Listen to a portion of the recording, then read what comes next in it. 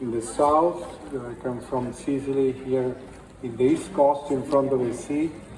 I have a new office, and if you have a chance to come in Sicily, call me and visit me in the new office. We growing up, we start the office, the first one, 2004, and we were 6. Then we growing and growing and growing, and now we are almost 20. And as I said, we have a bigger office with 4 chairs, private room, I mean. But the one that I like the best is, is the theater where I treat kids, where I have 3 chairs in one theater. So let's go to basics. And first of all, I want to clarify what is orthodontics and orthopedics. So orthodontics is the teeth, involved teeth, and obviously alveolar process. Orthopedics, as a definition by Dr. Ricketts, is any alteration of skeletal, neuromuscular, and connective and epithelial tissue. So it's not just a movement of a skeletal bone, that's what we think, but it's an alteration of all the 3 types of the tissue.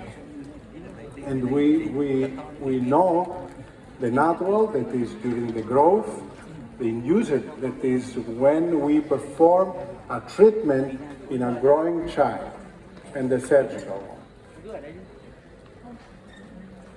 And so orthodontics may seem small, but it isn't. Look this. We can affect all the maxilla and the mandible here. And as you can see in this patient, without the teeth, you can see the contribution that the teeth and the alveolar process give to the face. So we perform a unique mission for the patient.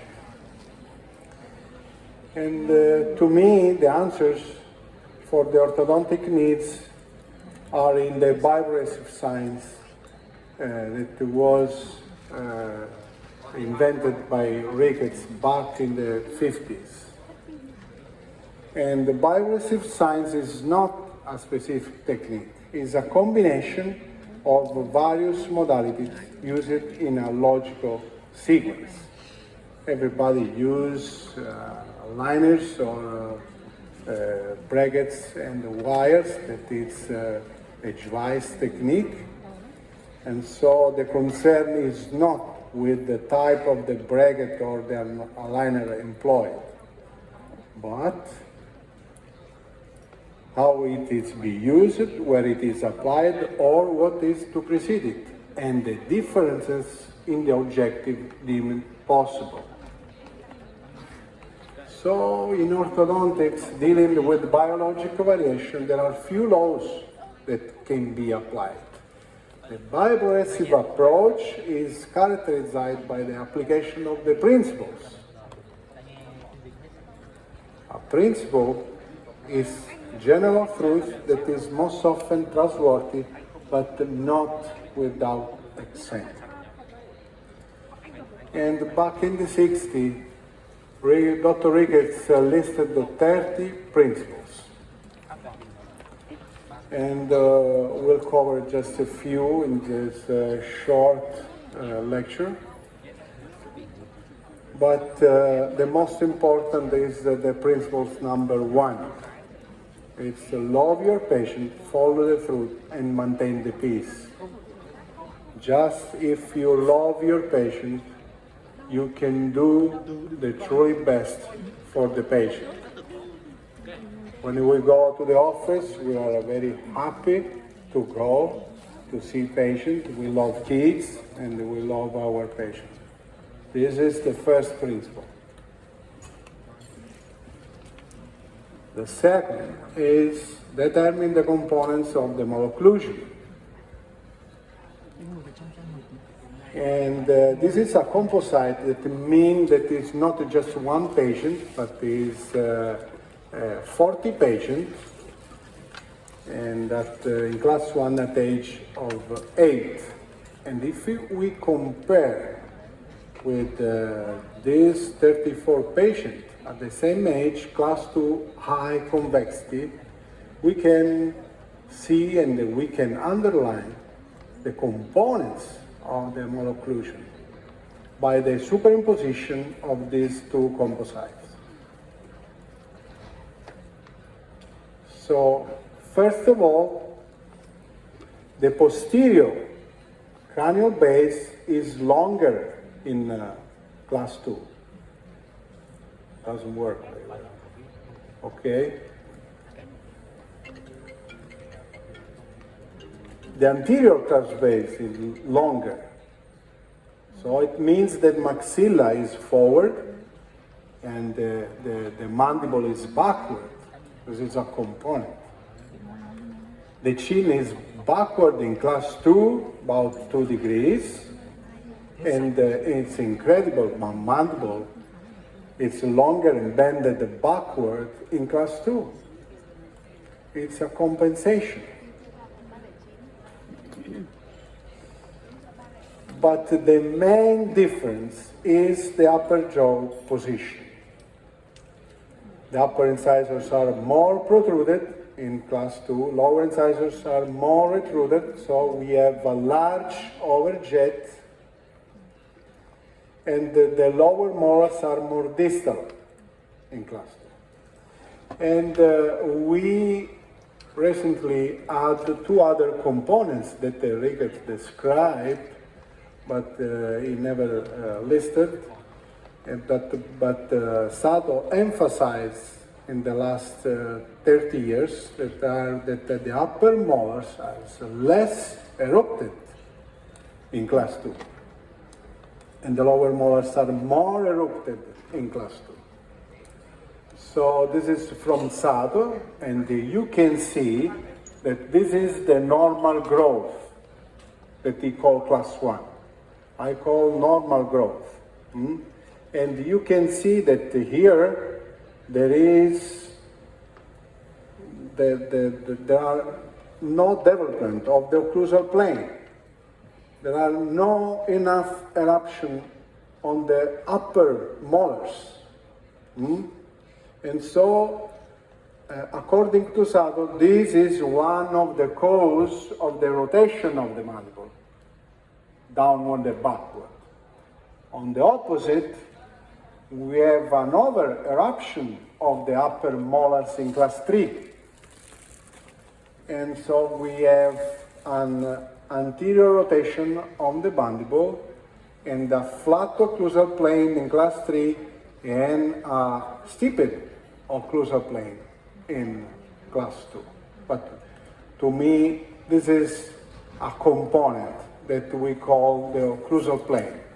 So the occlusal plane is a factor, as the speaker that talked before me explained very well, but it's not all.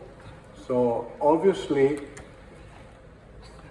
Sato just in a circle, he described that the squeezing out of the third molars and the changing of the occlusal plane can affect all the bones, and so it's not just the mandible, but it's all the complex, the maxillofacial complex affected. So in the therapy, we want to apply the principle number 8, that is unlock the malocclusion, they keep it unlocked. And so the evidence base Class 2 therapy is the lower the occlusal plane. So maintain low the lower molars. Obviously the opposite in class 3. You can extrude a little bit the lower molars in order to rotate it a little bit the mandible downward without any compression of the condyle, or be careful about the compression of the condyle that it can occur when you rotate it too much the mandible. So we avoid the intrusion of the upper molars, and we avoid the extrusion of the lower molars in class 2. And Ricketts described this back in 1952, and he said, I don't know why, but when we maintain the occlusal plane below the xi point, the mandible goes forward. I don't know why. It was back in 52. He was 32 years old. Then he described this, okay, because Schudy, Crickmore, many others start to say that with the cervical headgear, with the extrusion of the upper molars, you may see the wedge effect. So all the professions start to intrude the upper molars in the oligofacial. Even Ricketts, and he said, after he did his homework and his research, and I suggest to read this one, published Angle Orthodontics, that is free access, back in 1959.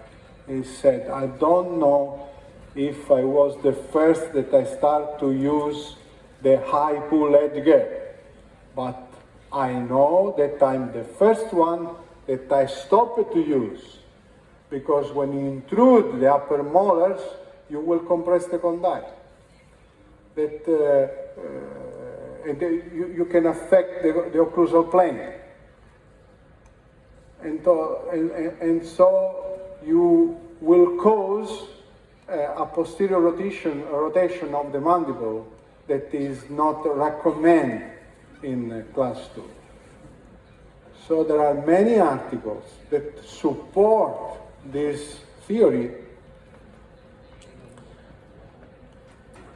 and many, and also this is from the University of Illinois, published about Zarbas and Nelson Opperman and Flavio Sanchez and Budicus Nodo, friend of mine there, and he compared the cervical versus high-pull headgear, and the cervical headgear showed more control over the vertical dimension and produced more favorable change in mandibular rotation. And this is me back in 2017 with the group at the University of Insubra, where I taught bioabrasive, and we compared cervical versus control, and same result. There was a significant increase, okay, of the rotation of the mandible forward, but the vertical dimension didn't affect in a bad way with the cervical headgear. And then we focus on the occlusal plane. Same result.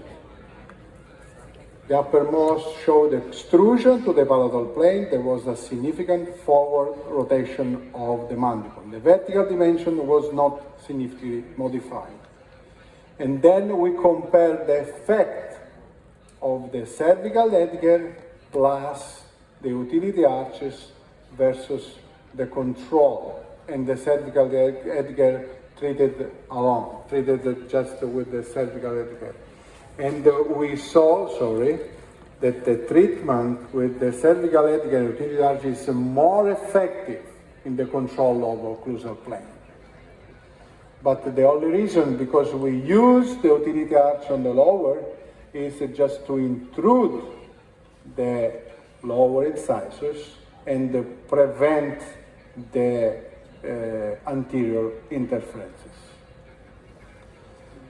Then we asked to Nelson to study the group that they treated with the IPUL Edgar, and so we compare the effect of the cervical Edgar with the effect of the IPUL Edgar versus the control, and same result in patient with the eye angle. In eye angle, in dolichofacial patients.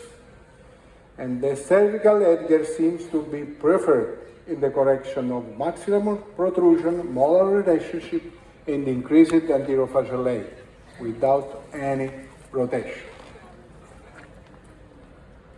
And this was my PhD thesis. I compare many patients, and you can see at that time I didn't study SADO, but I was very impressed about the effect on the occlusal plane. Look here in the Birte Melsen doesn't want that we call intrusion, so we can call control, because we can control the eruption of the, we can intrude also, I know, but we can control the eruption with this therapy, with the cervical Edgar in the upper, without any appliances in the lower. We can control the eruption of the lower molar. And look, same back, as I said, back in 1952, okay, Ricketts, when the condyle grows upward forward, the chin goes forward. But when the condyle goes upward and backward, the chin goes downward and backward. And Bjork did the same research. He didn't mention Ricketts in his paper, but if you see the pictures are the same result. He showed this with implants. In fact, Ricketts called this the Ricketts-Bjork theory. And then he named this as the decompression theory. Why? Because when you extrude the molars, the upper, you decompress the condyle. This is from Frustman, and you can see that you have new growth here. Growth in the here in the anterior part, superior and anterior part of the condyle. For this reason, we don't want to push mandible forward, because we will compress the condyle. We push downward a little bit, little by little, very gentle, not just once. This is from one of my students, Salvatore Boccheri, and that he described this effect. So first of all, the extrusion of the upper molars, the correction of the protrusion of the maxilla, and so the intrusion of the lower denture, and prevent the anterior interferences in order to decompress the condyle. In this way, the condyle can grow upward and forward, and the chin can grow downward and forward. So the challenge, if this can occur in the aftergrowth, can you apply this principle in the permanent dentition?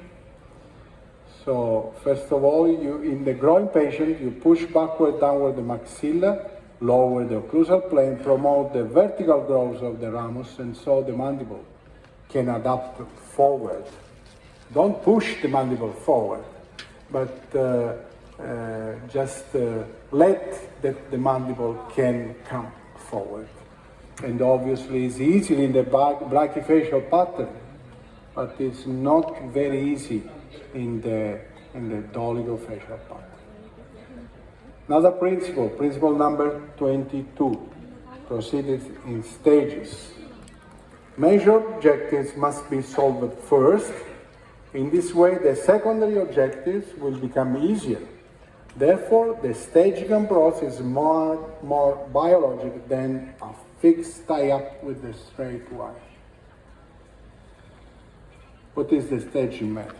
It's a logical sequence of treatment. We have 4 stages, and in each stage we have 2 steps.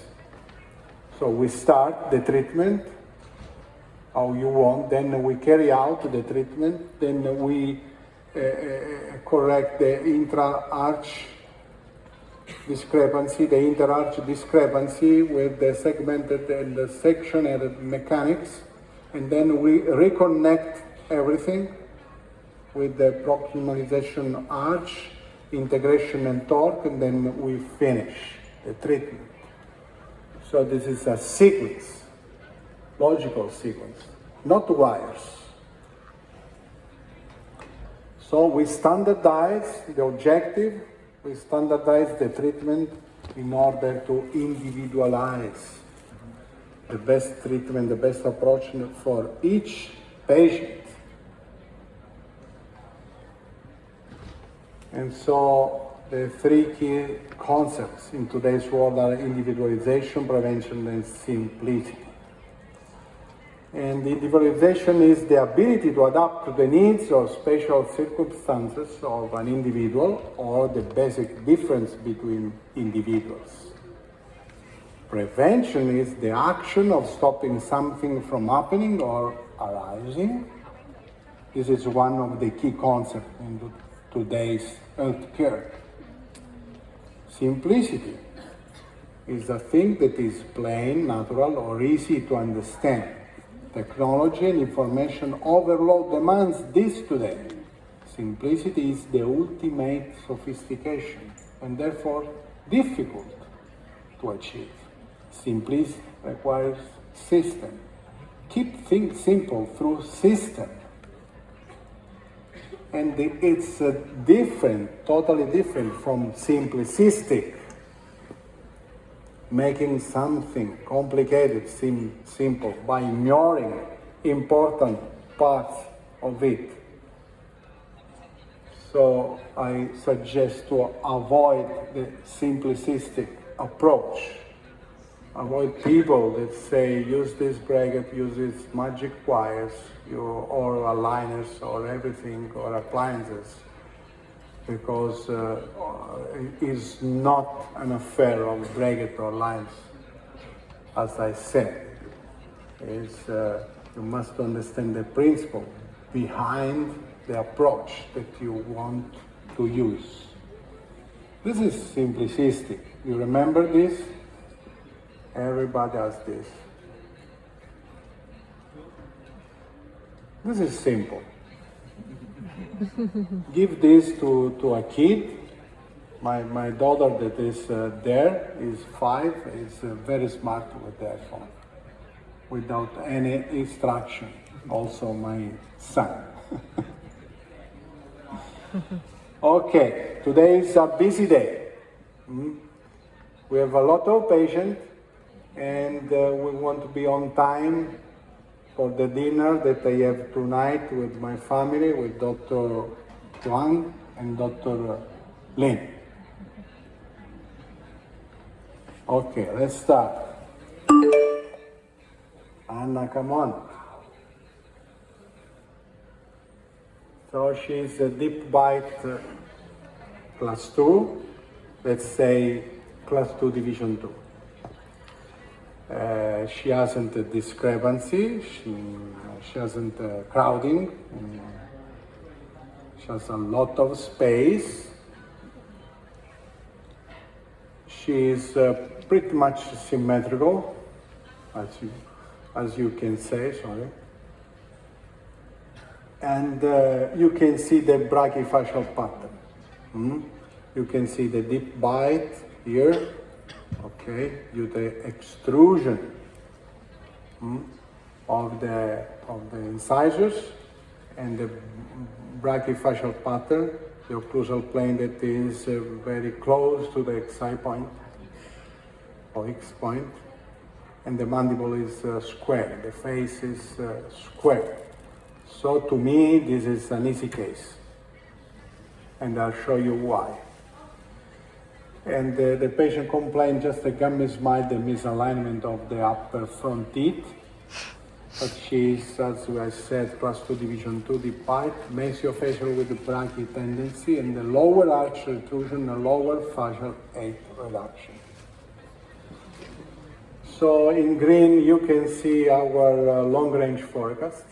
In red, you can see our visual treatment objective. And when we superimpose,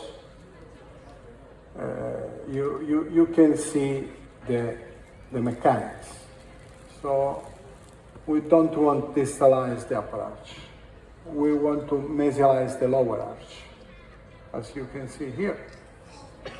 So this movement that you can see here is the natural growth. So we want to push the lower denture forward. And it's very easy because we must unlock the malocclusion. And so we put this in the middle of the curve because this is a case that occurs in the, say, 70%. This is the objective that we want to do, and we want to unlock the malocclusion and allow the mandible to goes forward alone without any appliances. So we open the bite, we use in the upper arch 2 by 2, in the lower arch 2 by 4, and this is all the treatment that I perform in Anna.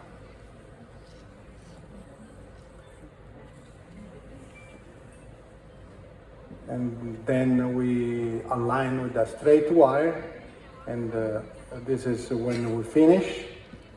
Look at beautiful arches that we produce it. Look the roots, symmetrical patient. She was symmetrical. Look the beautiful profile. The occlusal plane is perfect near the side point. And as I said, look here, the molars came forward in class 2 because the mandible went forward. So this is not me. This is the natural growth. In a brachyfacial, if you unlock the malocclusion, you can use everything. To unlock the malocclusion, the mandible, you will see that it goes forward. So this was an intermediate treatment. 1 year with the utility arch, then we wait for the permanent dentition 2 years, and then we finish in 1 year with the straight wire, with the biprogressive multi-brackets approach. We are not against straight wire. We use, obviously, but we use in the proper stage, when it's the moment to use. We don't throw a straight wire in the mouth each patient came in the office. This is before and after, before and after. I know that you don't like this retention on the lower, but you can see that you cannot see when the patient smiles. Even my wife had this retention for many years. This is after 6 years, this is after 9 years, and this still stable. You can see the bite and the perfect +1, perfect midline, and she is happy. Then we remove. Second patient. Oh, Luca is a little bit worse than Anna. He is in a full class 2, as you can see here, mixed dentition. And he has really pretty good crowding in the lower arch and also in the upper arch, about 10 millimeters of crowding. And look, the canines here very high. And we know that you will better see the position of the canine in the frontal head fin. And so also we measure the expansion, we measure the J point, the position of the denture, in order to have indication of dental or skeletal expansion, as Luca needs. But we also measure the position of the canines. And back in 2004, with the group in Florence, during my PhD thesis, I published this paper in the angle orthodontics. And we saw that the closer the canine crowns to the mid-sagittal plane and the larger the posterior portion of the hemimaxilla, the higher probability of canine puncture, with a classification power of 95%. And so we was afraid about this canine here in the left side, because it's very close to the midline. This means that probably this canine will impact it. And so can we do something for this patient? And look, this canine seems close to, but applying the formula, it will erupt well. This is the lateral head film of Luca. He is brachyfacial 2, mesofacial, tendency to brachyfacial, lower facial area reduction. And parents complain about misalignment. And when he closes the mouth, he cannot see the lower incisors. And he's a class 2 division 2, deep bite, brachyfacial, lower arch protrusion, and lower facial 8 reduction. In green, you can see the long-range forecast, and in red, the visual treatment objective. And so we want to distalize the upper arch, and we want to mesialize the lower arch. And also we want to intrude the lower incisors. We want to correct the deep bite by intrusion of the front dental, of the lower incisors especially. So this is a little bit more difficult. So we put here, and like just let's say a little bit far from the center of the curve. And so we use a mechanic that we call reciprocal, because we want mesialize the lower arch and distalize the upper arch. So we want to affect both the mandible, the lower denture and the upper denture. But we are in the mixed dentition. So we use the lower utility arch and the upper utility arch with elastics. And look the beautiful class 1 that the patient developed, not me, but it's natural. I didn't push any tooth, I just unlocked the malocclusion, and I allow to the mandible to go forward by itself. This is after then I finish obviously with brackets. This is after the treatment.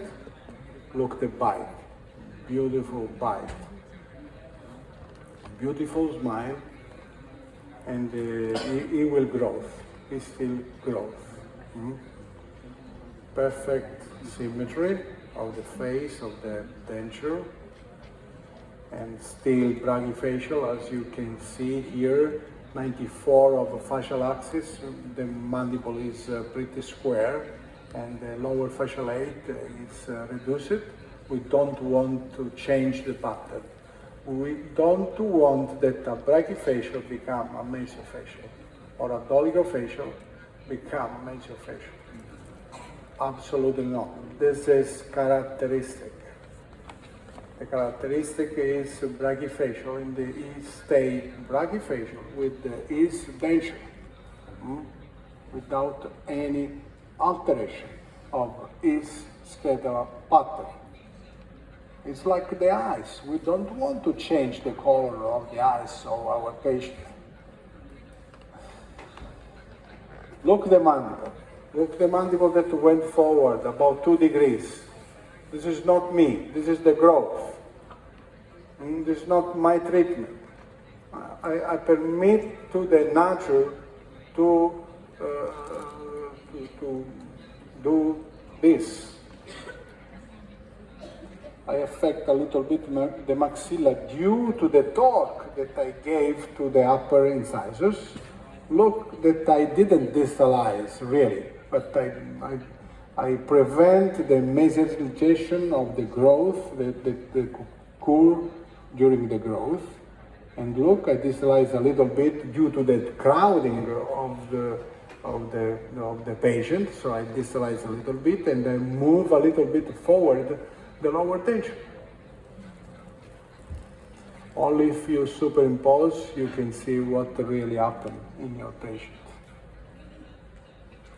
So I use for 1 year quadrilex to unlock the malocclusion, then the utility arches with the elastic for 10 months, then I wait for the permanent dentition 1 year, and then I put the multi-bracket approach, the bioabrasive approach.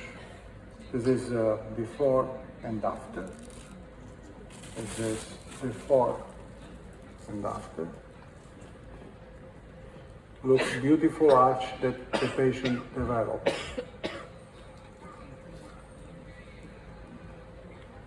When I start, after the utility arches and the elastics, and then when I finish. This is after 1 year and 8 months, 3 years and 6 months, stable. 7 years, stable. Okay. Patient knocked the door to heaven. Antonella, she is class 2, as you can see. A little bit of a crowding on the lower arch, misalignment of this upper incisor. And she has 32 teeth. We have 32 teeth.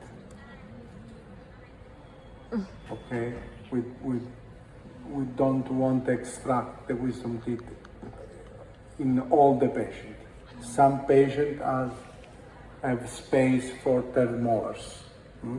This patient no.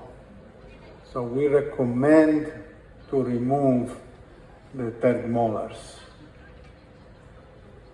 Not just because we aren't able to move the upper denture backward if the patient needs this kind of treatment, but because we don't have enough space in the lower arch, and so the third molar cannot work properly. Because a little bit under the gingiva here, underneath here also on the other side. So when you have this condition, you have a little bit of extrusion of the squeezing effect. This of that Sato described of the upper molars. So can cause pain and can cause alteration of the occlusal plane. She's symmetrical and she's mesofascial. And the position, the occlusal plane is perfect, but she has a deep bite, and look, the lower denture is positioned backward. And she has pretty good crowding, 6 millimeters on the lower arch and 3.4 millimeters on the upper arch. So she complained about the misalignment of the upper incisors and about the upper lip eversion that occur in class 2 patients. And she, let me say, class 2 division 2, deep bite, mesofascial with the lower arch protrusion. And the computer suggests, in order to distalize the upper arch, suggests the extraction of upper premolars. And I know that many of you agree with this kind of treatment, but I don't agree. I don't like to remove premolars just for distalize the upper arch. We obviously perform this kind of treatment, the extraction, I mean. But usually we perform for extraction of the premolar in other cases, not in these cases, in other cases, just for aesthetics, but this is not the topic of the lecture. Okay, so imagine that we want to distalize here, but we don't want to move the lower denture forward. We want to maintain the lower denture in that position because it's a good position. So we want to intrude the lower denture, the lower incisor. We want to intrude the upper incisors. We want to unlock the malocclusion. We want to give torque in the upper incisors here. So we put Antonella here in the middle. It's not easy, not difficult. And so this is the case when we want to use maximum anchorage. We don't want to move the lower denture forward. We want to correct class 2 by distalization of the upper arch with the sectional mechanics. And so first of all, again, we want to open the bite first with the utility arches in the upper and the lower. Then we start from the second molar because the elastic is longer, and so we don't have a vertical component. We want to avoid, in this case, the vertical component because we don't want that the lower molar extrude. We want to maintain low the occlusal plane. We want to maintain the lower molar, okay, on the same level of the first molar in this case. And we start with the sectional mechanics, and when this is the staging matrix. We start with the utility arches. This is the starting procedures. Then intra-arch correction, we escape, we do the inter-arch correction with the sectional mechanics, so we don't need the bracket on the premolars. And the secret to don't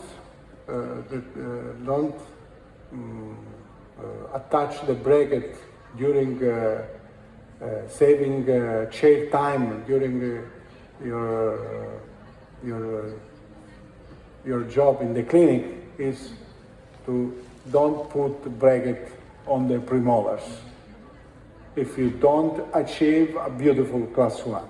When you achieve a beautiful class 1, you can start to move this. In order to select the right elastic, we invented we patented this instrument, and we study the characteristics of all the elastics that you have in the market, and you can have just three elastics in order to correct all the malocclusion, because we use the same thickness of the elastics. Let's say the 5 ounce or the 6 ounce, because the force depends on the thickness. So we want the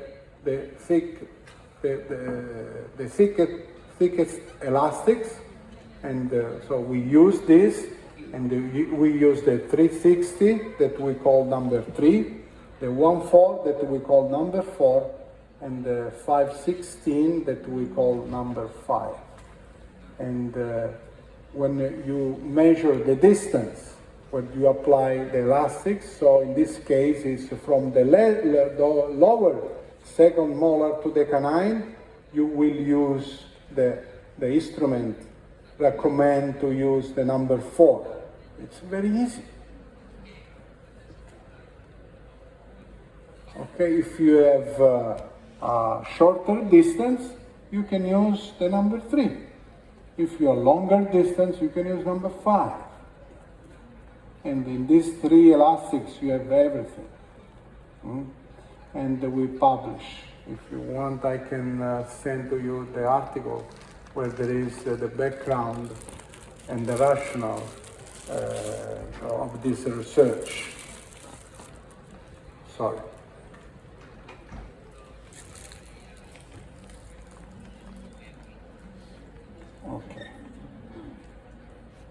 Okay, so after the correction of the class 2, we involved the canine in the utility arch, so it became a 2x6 on the lower. Okay, then we start to treat with the light intruder retractor in the upper arch in order to maintain torque and close the space. And now is the time to put bracket on the premolars and the canines, both sides. And now you can use the favorite wire, that is the straight wire. And then you finish in a beautiful class 1. And when I finish, I take X-ray, and I say, I forgot to remove the third molars. And I said, ask to the patient, why? Why you didn't remove that? And, oh, I'm scared about them. But I recommend. She said, yes, but you forgot. Yes, I forgot. So we can distalize as much as we want. So it's not a matter of the mechanics. It's because there is no space, because they have no play. They cannot function in this way. So this is the reason because we want to remove. Not in each patient, but this patient, yes. So this is the control. Frontal head film. And the look, the anchorage, even we a little bit distalize the lower arch, and the distalization, a little bit the mandible went forward in an adult patient. And look, the distalization of the upper tension. This is before and after.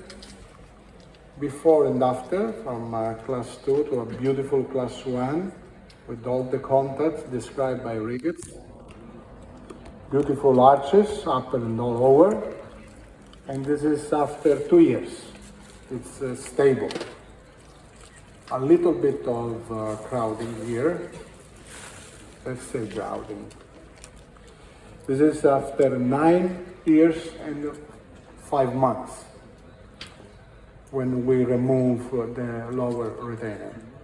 No, we remove the year after. This is after 10 years, and this is still stable. Incredible. And obviously we remove the third molar. Okay, let's go to the next patient, that is Damiano. Oh, Damiano is full class 2. This side, the class 2 on the other side, a little bit of midline deviation, and he had fracture on the front teeth. Why?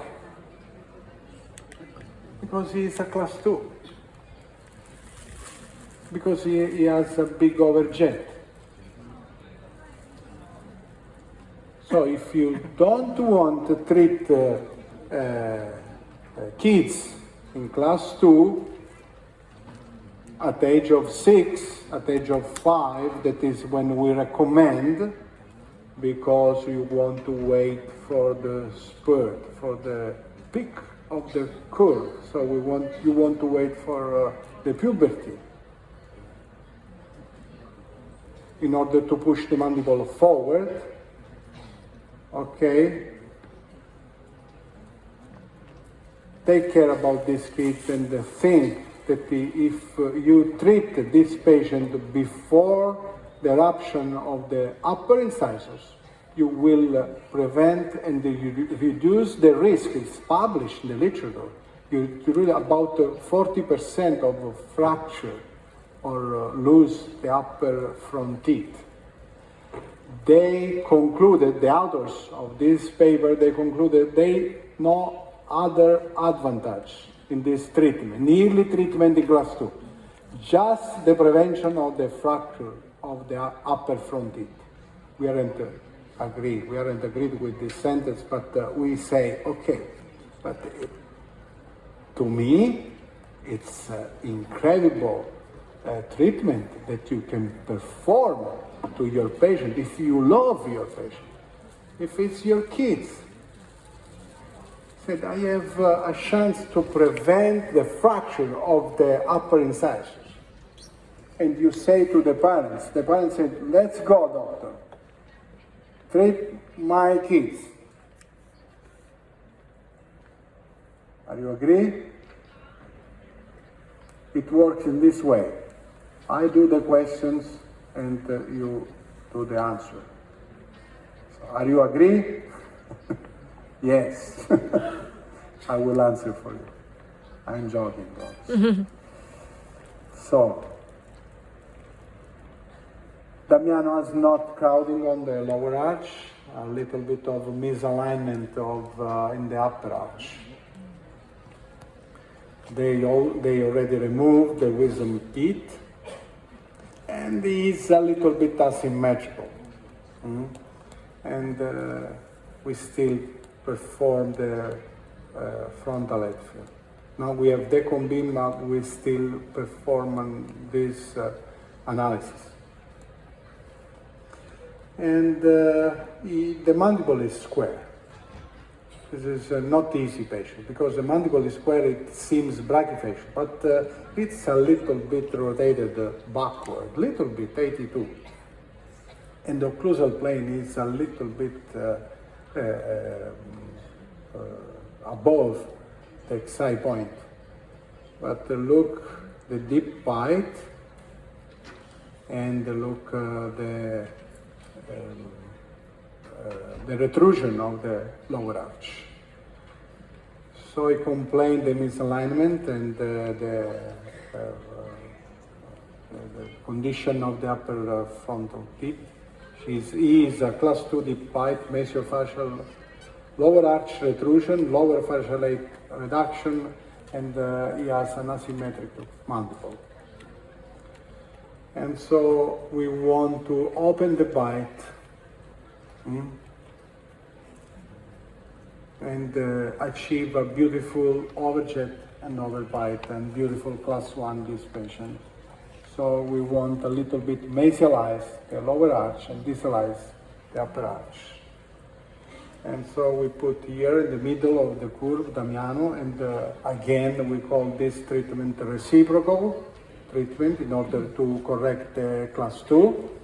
So we want to not use the maximum anchorage, but minimum anchorage on the lower arch and sectional mechanics in the upper arch. And look how much space we gain with the sectional mechanics. We're still in class 2, and this occurs especially in the adult patient, in the permanent edition.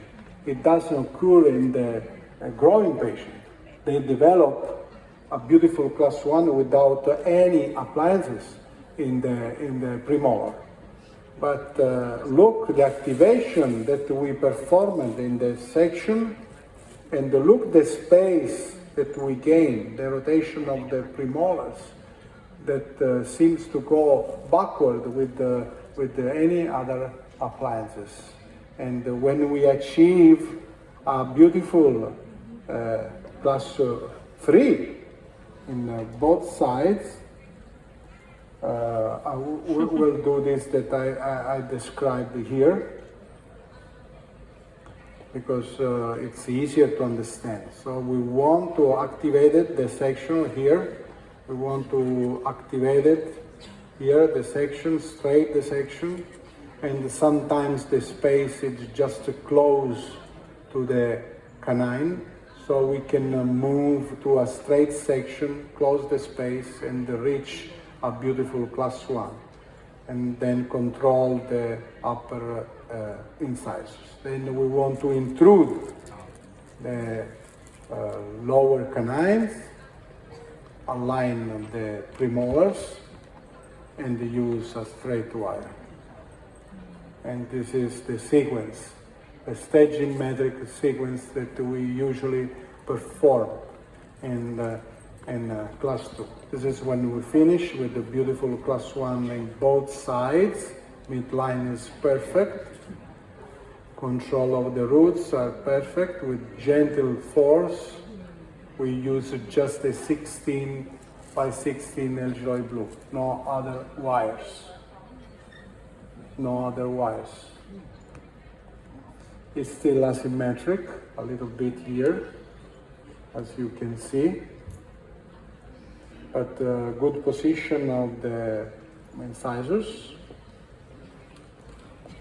A little bit of extrusion, because it was growing of the upper arch, and a little bit of rotation of the mandible that is not farble in class 2. So 11 months of sectional mechanics and 2 years to finish the case, close the space, and gain a beautiful class 1. So almost 3 years of treatment. This is before and after, before and after. This is after 3 years, 2 months. Look, the incisors. And so now we have Marta. And Marta is not easy case because she has pain in the mantle. And it's difficult to speak about this approach after the presentation that I listened to. Anyway, Marta, this is the occlusion. It's not bad. She is class 1 here in this side, a little bit class 2 on the other side. A little bit of midline deviation, but she has pain on the left side of the joint, and she has an history of click, so now she doesn't click anymore. The pattern is maxillofacial. She has a beautiful smile, beautiful upper and lower denture, beautiful lips, a little bit of mandible asymmetrical in the normal side, and this is a constant because the normal side is the side that works. It's like the same in the other joints. If you have pain on one leg, you start to compress and to overload the other joint. It's normal, even in the temporomandibular joint, it works in this way.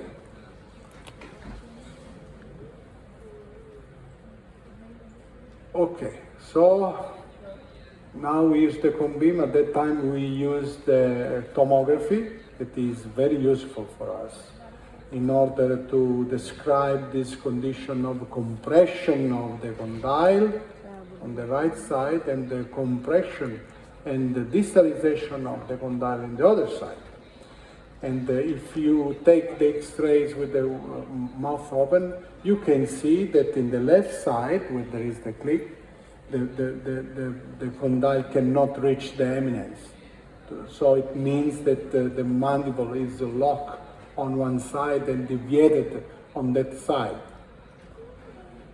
So she complained obviously about pain and limitation of the opening of the mouth, and she has impacted third molars, distal displacement and lock of the left condyle, superior displacement and of the right condyle, mandibular symmetry, class 2 subdivision on the right, and the perio problem on the upper central right incisors. Remember this. This is our treatment objective. So we want to distalize the upper arch. We don't want to mesialize the upper arch. And so she is not easy case due to the TMJ problem. And so we want to use maximum anchorage on the lower arch. But first of all, we want to solve the TMJ problem. And we use the biotemplate. That is not a splint. It's fixed in the mouth. The patient chew with this, do everything with this for a couple of weeks. Then we give instruction to the patient to remove, just to wash the teeth, to wash the appliances, and we ask the patient to do not touch the teeth, to not put the teeth in contact while she wash the teeth, because we want to see this in the clinic. And so when we remove the appliances in the clinic, we can detect the interference. And so if you can see, the interference is here in the upper central incisor, where there is the perio problem. It's incredible. So what kind of treatment you suggest in this case?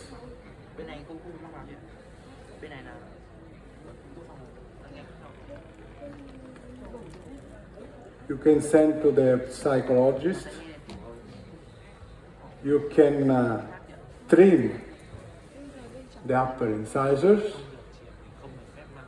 You can extrude the denture here, or you can intrude the upper central. This is what I did, very easy. And the mandible went forward, easily, without compression, distalization of the condyle. And look that we, without anything, we gave support to the mandible with the biotemplate. We don't want to push the mandible forward with biotemplate. The technique is to check the rest position, to register the rest position. We don't ask to the patient to move the mandible forward when we record the position of the mandible with the biotemplate. We check on the X-rays the position of the condyle. Yes, yes, you can do this, or you can try. Then you can do another splint, you can change, okay? But we don't want to push the mandible forward, okay? And so now she has a beautiful class 1 without any other appliances. So now she is an easy case. So we want to over-treat in order to achieve a good, a superb occlusion in the buccal segment, right and left. So we continue to open the bite, we use an utility arch, and then we remove the utility arch in order to distalize the upper arch with the sectional mechanics. Then we reconnect with the double delta, and look the position now, the condyle, the space that you have on the joint, and now the position when the mouth is open is in a beautiful position. And obviously the patient has no pain, and she's happy. This is when we finish the treatment after less than 2 years. Beautiful profile. Now she is symmetric. Okay, this is before and after. Before and after. Beautiful profile. We didn't change the profile. And look the mandible that now is symmetric because we gave support in both joints. And this is what we did. A little bit of a distalization of the upper molars. Before and after. And look, this is class 2. This is after the biotemplate and after the treatment with 2x1. This is an utility arch, 2x1. This is when we finish. And this is after 3 years. And we remove the wisdom teeth. And look the beautiful smile that she has. This is one of the patients that we use for the research in order to understand the rickets prescription, that is the ones that maintain the upper first premolars in a wider position than the canines, in order to cover the buccal corridor, the black corridor that are not beautiful to see. So we want to expand. You can see in the rickets smiles, you can see the premolars, the upper premolars, and the molars, not the canine. Because if you see the canine, behind the canine you have black. And so it's the only prescription. Look for the raise in the other prescription. We have a raised bracket on the canines in order to maintain the canines in, upper and lower, and we have not raised bracket in the premolars, in the upper first premolars, in order to maintain the upper first premolars in a wider position. And we published this back in 1218. With untreated patient. We saw this in untreated patient. So not me, is not Ricketts. Ricketts described. Ricketts try to copy it naturally. It's what we called the ideal occlusion. Okay, we are finished. Now we are Davide. It is class 2 just on one side, a little bit of midline deviation, no crowding. It's pretty good symmetrical, I mean skeletal, and he is maxillofacial. So he has class 2 subdivision just on the right, and he complain about deep bite and differ of upper incisors. And this is our objectives in red, same thing. We want to distalize the upper arch. We want to maintain the lower arch in the same position. So we put here in the center. And so first of all, we want to open the bite. Then we remove the upper utility arch, and we treat just one side. And this is one of the benefit of the sectional mechanics, because you can treat just one side. Because in the other side you have a beautiful class 1, and you don't need brackets. When you achieve a beautiful class 1, you start to intrude canines, and then you start to correct the midline. Look, the midline here It's a little bit deviated on this side, but you have enough space here in order to correct. And this is the mechanics that we perform. So, first of all, we correct the class 2 side. Then we maintain the canine torqued. And then we can move the 4 incisors with a double tether. We want to activate the double tether just on one side. And we want to maintain the anchorage with the elastics. And we can use a class 3 elastic on the other side. Or you can use a push and pull utility arch that I invented a couple of years ago. So you can push the denter on this side, so you want to activate this and push here, and retract on this side, okay, and correct the midline. Very, very easy. 2-3 appointments, you will achieve the result, as we did with this, without look, but the principle is the same. Then we reconnect all the arches, and after 3 years and 3 months, we finish the treatment.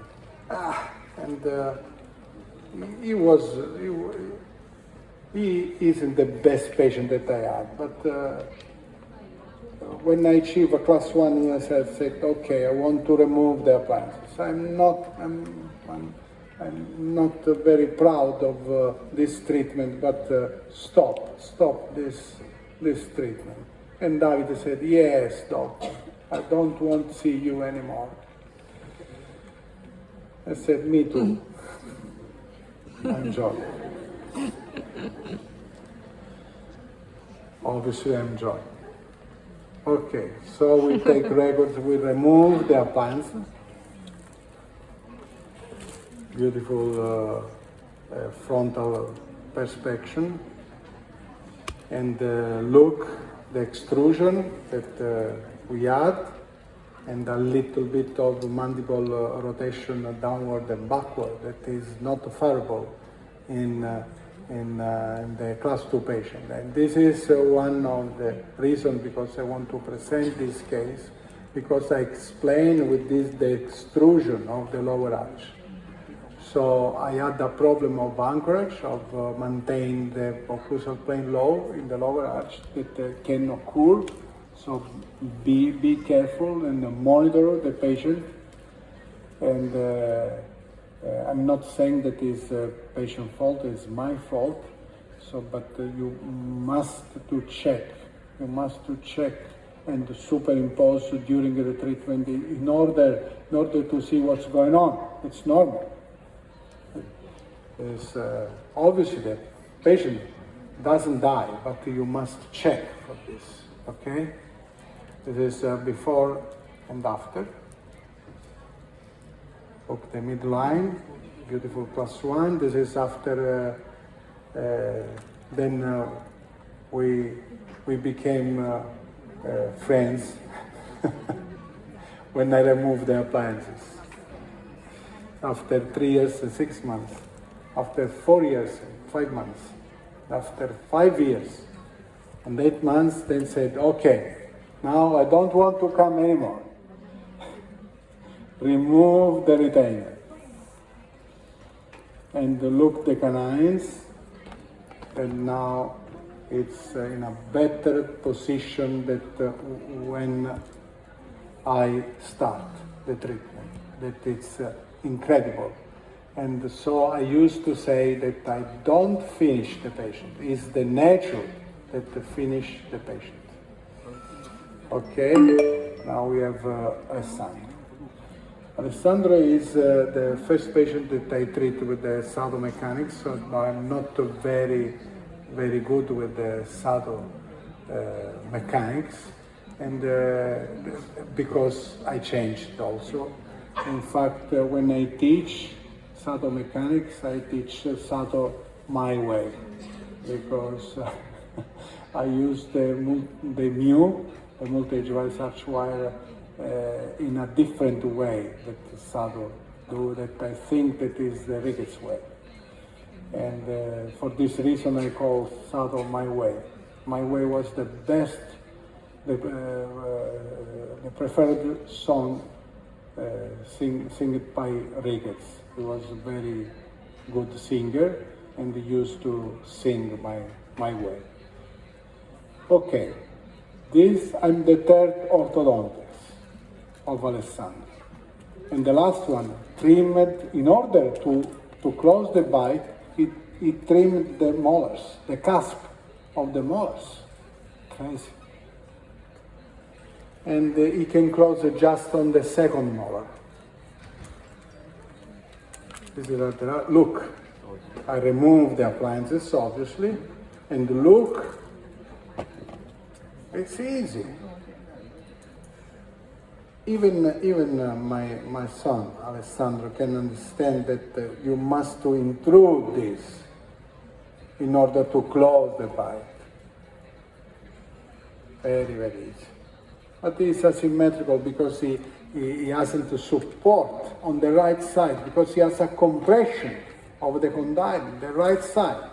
And it's still growing. It's permanent dentition, but it's still growing. Obviously, he has an open bite, dolichofacial tendency, and he asked me, I don't want surgery. I said, no, don't worry. And so this is the video that I performed. So I want to correct the class 1 and then we close the bite. So one of the difference with the Sado is this, that first of all, we don't want to correct the class 2 when the patient, we don't want to correct the open bite when the patient is in class 2. First, we want to correct the class 2, and then when we achieve a beautiful class 1 with an open bite, we close. And it's more stable. This is the Ricketts, not me. So we put Alessandro here. It's a little bit difficult. So we put just a quadrilex, a straight wire on the lower in order to intrude the lower second molar, and we have a beautiful class 1 just for free in the right side. So now just we want to correct with the sectional mechanics the class 2 on the left side. So we removed the quadrilex. We start with the, first of all, with the sectional mechanics, and then with this kind of a mechanics in order to intrude the upper arch on the left side, and extrude the upper arch on the right side, because it was asymmetrical, as I showed. And so I said, let's check. Oh, and it's improving. I said, okay, this is my first case with the Sado mechanics.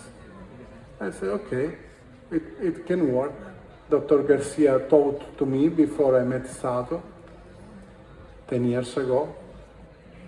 Okay, I start treat with the 16 Eljoy blue wire, but it's not effective. So I use then the 16 by 22 in order to intrude the upper arch on the left and extrude the upper arch on the right. Box elastic in order to maintain the bite closed. And then I remove the appliances. And the only thing that I don't like is that this patient doesn't the cusps in the molar. It's incredible. And look the mandible. Look the face, the bite. Okay. Intrusion, you cannot see because it's the right side, the left side. Now with the cone beam we used to perform two sets, one on the right side, the other on the left side. And look that the mandible went forward when we remove the interferences by intrusion of the lower molars, before and after. Before and after, and it's pretty good symmetrical now.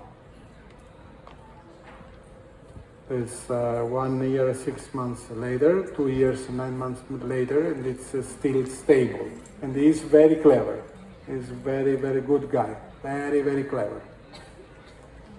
Okay, last two patients. Chiara, I perform an unique treatment that Ricketts taught me back in 2000 when I treated a colleague of mine with this same treatment. And if you see in detail, she missed lower incisors. This is a canine, okay? In fact, she has a beautiful class 1 this side and let's say class 2 on the other side, but she has a big overjet, look here, big overjet. And she was referred from the chairman at the University of Insubria in the north of Italy. And I said, okay, you know the best orthodontist in Italy, and you are referred from him, so to me I was like shocked. This is the frontal. Look, the double protrusion that she has, and I didn't want to extract because I love the profile. She's a oligofacial patient. Look, is 79 of facial axis, so the mandible is backward. And so she's open bite, class 2 division 1, overjet increased, high convexity, and the lower arch protrusion. And so the computer suggests to close in class 3. But I don't like the class 3 occlusion of the canine in order to maintain a good overjet overbite, because you have no chance. If you extract a lower incisors, if you have a class 1, you have deep flight. If you have a normal overjet overbite, you have a class 3. So I did this, that Ricketts taught to me. So I don't recommend to extract the lower incisors. Never. I don't like to say never in medicine, but in this case I say never. Never do this. If you have an agenesia, if you lose the lower incisors, you must to expand the arch, and you want to mesialize one side in order to fit in a class 3 this side, in a beautiful class 1 with the premolar. The canine fit in a beautiful class 1 with the premolar on the class 3 side, and maintain the class 1 side on the other side. Okay, in this way you can maintain an adequate interpremolar width, and we can center the midline with the central incisor and the contralateral incisors. And so I did, okay? This is the side in class 1, okay? But this is the canine, okay? This is the premolar, okay? And this is the canine. So if I reach a class 3 on the molar, but I fix the upper canine and a beautiful class 1 with the premolar. Let's say the class 3, full class 3. This is a full class 3, in order to reduce the overjet. Then I close the bite, the straight wire, and then I finish. Can you see what is the canine? Can you see any asymmetry? Beautiful. Beautiful case that I recommend when you lose an incisor. I do not recommend to extract the lower incisors. Okay. I'm late. This is before and after. Look, the reduction of overjet that I performed with this treatment, before and after. And in order to explain the mechanics, you can see that here I have the class 3 side. Okay, class 3 side, class 1 side, so I distalize just in this side. A little bit in this side in order to correct the class 2, but I distalize a lot on the other side. This is after 1 year and 4 months. Last patient, Maria. And Maria is a very difficult patient. She spent for this treatment to reach me, because she lives on the other part of the island.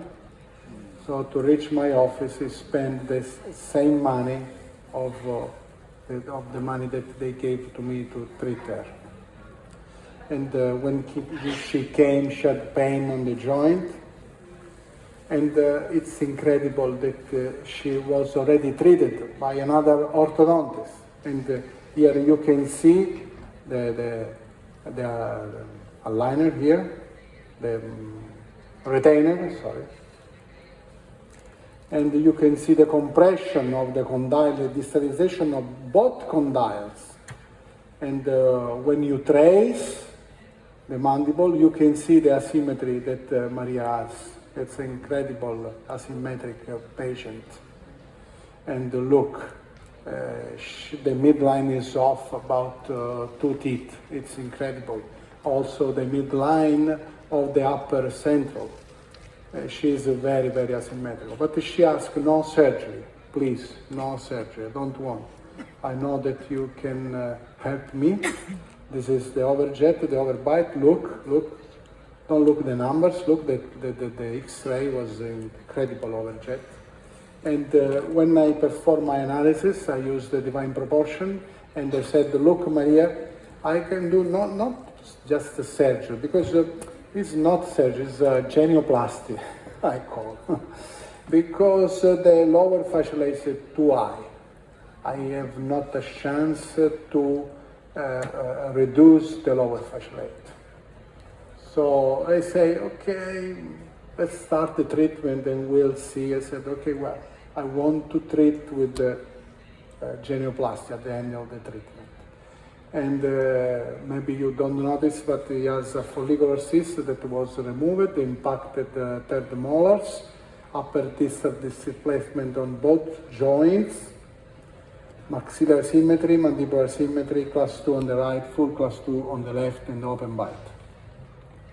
The computer suggests a crash as extraction, and I wasn't agree.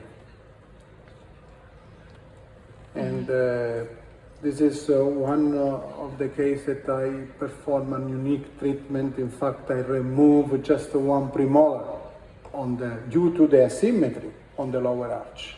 I remove the upper premolar on the upper arch, and I remove just one premolar on the lower arch, and also the genioplasty.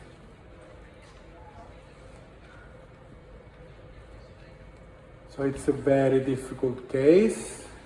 So I remove the teeth, I distalize, I anchor the upper molars with quad helix, and when I distalize here, in the lower arch, I look that the symmetry is improving. Then I use the push and pull utility arch. So I want to push from this side and I want to pull on the other side in order to center the midline. And here I reach a beautiful class 1. Now I can put the bracket. This is the bioprogressive approach. I moved just the teeth that I want to move at the right time. Okay, then I want to reduce the overjet. I put braces. I want to detail, but she said, I found a boyfriend and I want to get married. So you must remove the appliances.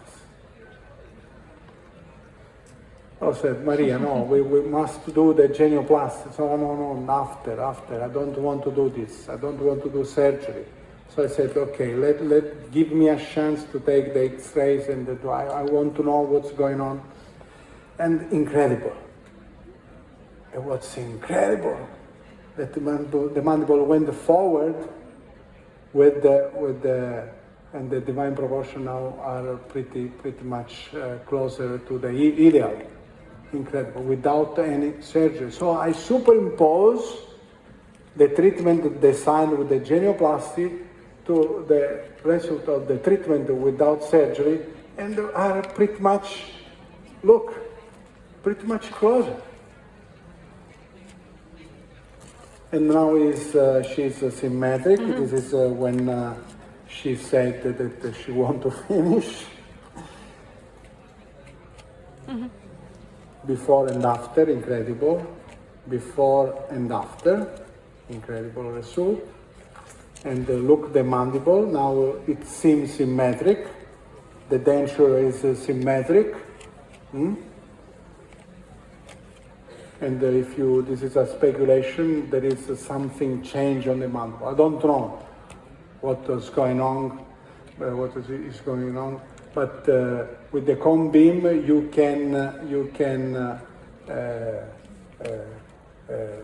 maybe give answers to this case. Look the midline correction, before and after. Before and after. This is when we start. And then this is the end of the treatment with the push and pull utility arch, the finish arches. Okay, this is the superimposition analysis. You can see that the mandible went forward 2 degrees in the adult patient.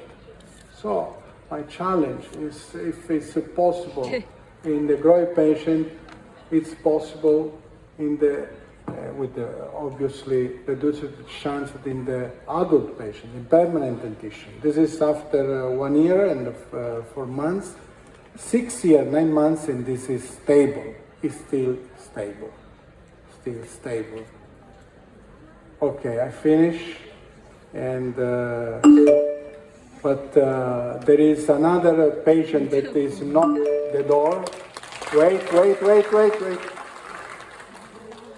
I have 5 minutes more for another patient or not? I can escape this patient and I go to the conclusion, or do you want to see another patient? You tell me.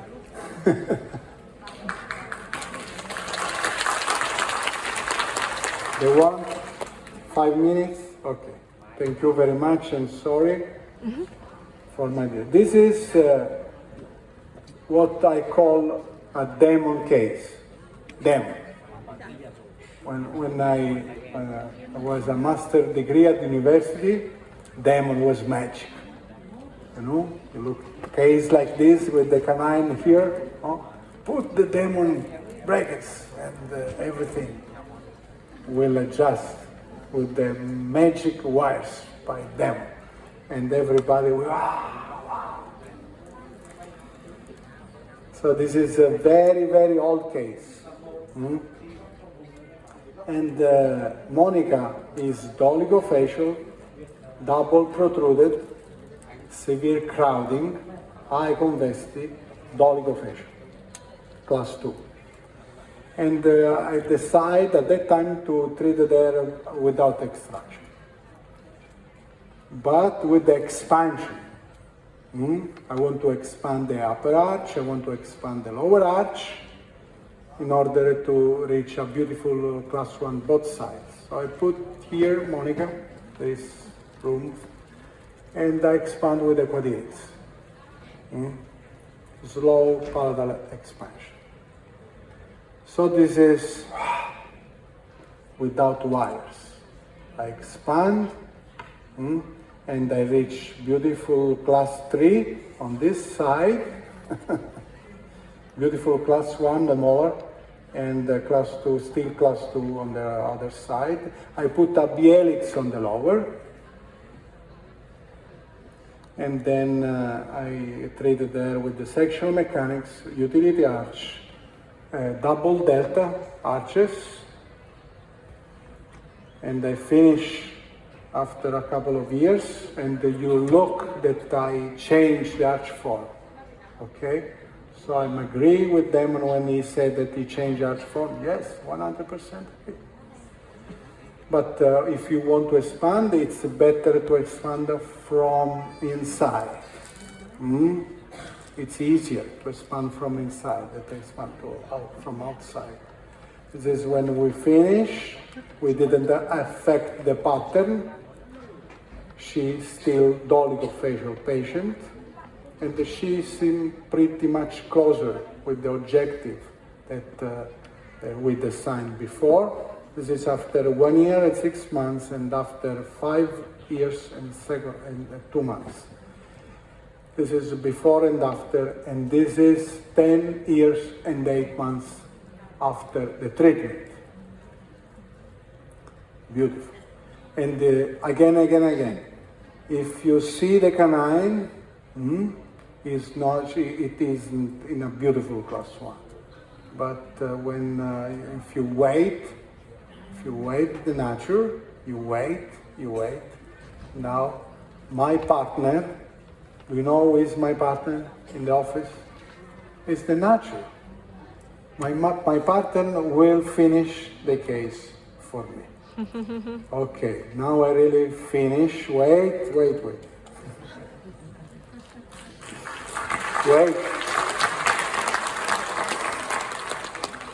And my patients are happy. And so diagnosis is 75% of the patient care. 20% is unlocking and just 5% mechanics. I'll show you that you put just a few brackets, a piece of wire in order to achieve a beautiful result. So the conclusions are, in order to achieve simplicity, you must prevent the worsening of the condition and individualize the treatment. The take-home message is that sophisticated diagnosis allows an effective, efficient, aesthetic, and biological approach. The mechanisms that make things simple are sometimes very complex. And the simplistic approach is candidate to failure to solve difficult problems. And the total rehabilitation of the dental patient is the role of the true specialist. I want to finish with this sentence about,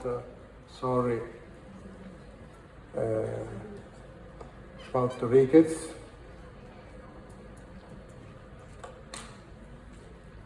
Describe what orthodontics is. I have no microphone. Hello? Can you hear me? Orthodontics may seem small. In the total scheme of things, it may appear insignificant, but we perform a unique function to mankind. We contribute to his comfort, to his happiness, and to his sense of well-being, and we touch the very heart of a modern culture.